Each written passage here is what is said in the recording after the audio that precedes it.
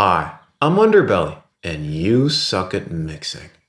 In today's lesson, we're going to learn all about mid-side EQ. Let's get started.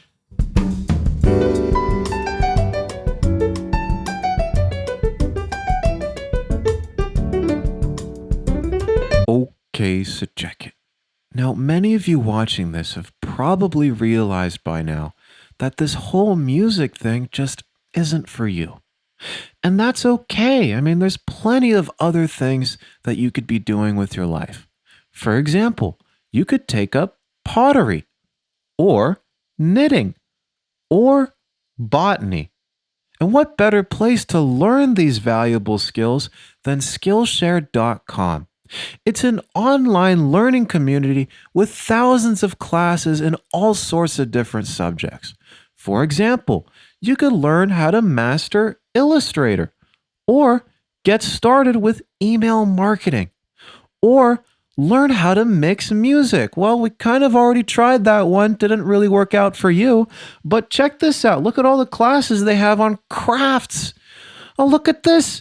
Look at this. You could learn how to make tiny little frog sculptures. Wowzers. That's such a better use of your time than spending hours working on your shit song, that's for sure. Now, for those of you interested, I would highly recommend the premium Skillshare plan. For less than $10 a month, you can have unlimited access to over 21,000 classes. That's so much cheaper than all the other online learning communities out there. And if you click on the link in my video description below, you'll actually be able to get the first 2 months of your premium subscription free of charge. Now, that's plenty of time to make all sorts of frog sculptures. Now, for those of you who are stubborn and don't like frogs, I guess let's get back into the mixing. Okay, so check it. When we're working on our shit song, it's important to think of the mix in the shape of a tree. I like trees.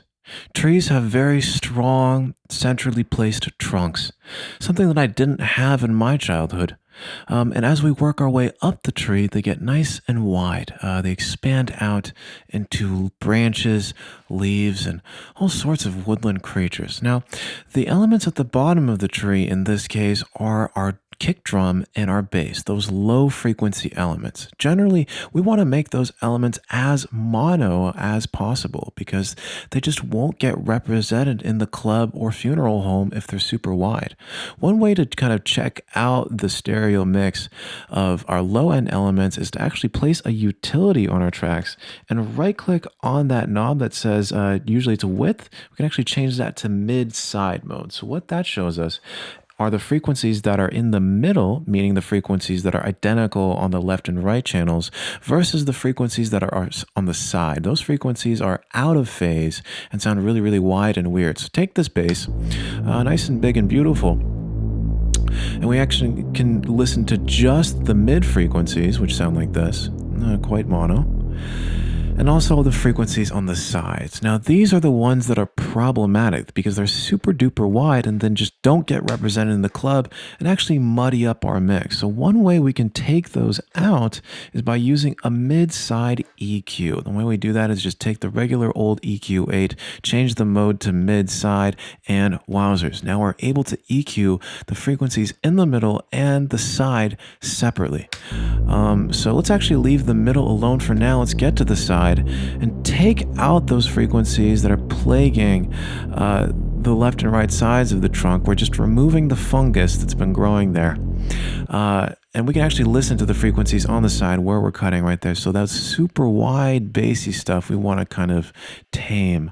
Whereas as we work our way up the tree and get to the higher frequency elements, I still want to preserve those and get the width of that bass going. So now as a result, this is what the bass sound like with the EQ off and then on. Okay, wowzers, we've really monoed that bass just by carving out the sides here. Now, it's a great use of the mid-side EQ just to kind of clean up the low end of our mix, but let's hear it as a whole. Okay, wowzers. Oh boy, Derek's having a bad day in this one. All right. Well, let's take a look at what we have here. Now, it looks like we have some drums. Once again, let's place the utility there. Right-click on that width knob, change it to mid-side mode. Let's go ahead and see what's happening in the middle of the drums. That's what the mono signal sounds like. And here's the signal on the sides. Okay, very, very wide. That's where we're getting the reverb. Now we can be a little bit more creative with this. So let me go ahead and get the EQ8 on here. We're going to change it once again to mid-side. And let's say I wanted to bring out the airiness and the reverb of the snare. Boy, my nose itches. I just kind of put that up on the side there, maybe a little bit. That's just where the airiness of the snare is. Now compare that to if I had, say, boosted those same frequencies in the middle. So let me just do that in the middle there. It's a completely different sound. Okay, we really want to get that airiness on the sides here. And if I wanted to, I could also boost the rides and cymbals kind of on the sides of the stereo field. And my drums sound much more lush. I'm actually going to cut the same area from the middle there, just to give it some more breathing room on the side. Okay, wowzers, let's go ahead and hear that in the mix.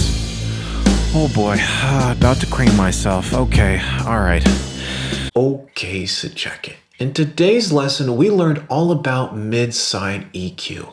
But there's so much more to learn in the world, all on Skillshare. Go ahead and click the link in the video description below to start your journey. I'm Underbelly. See you soon.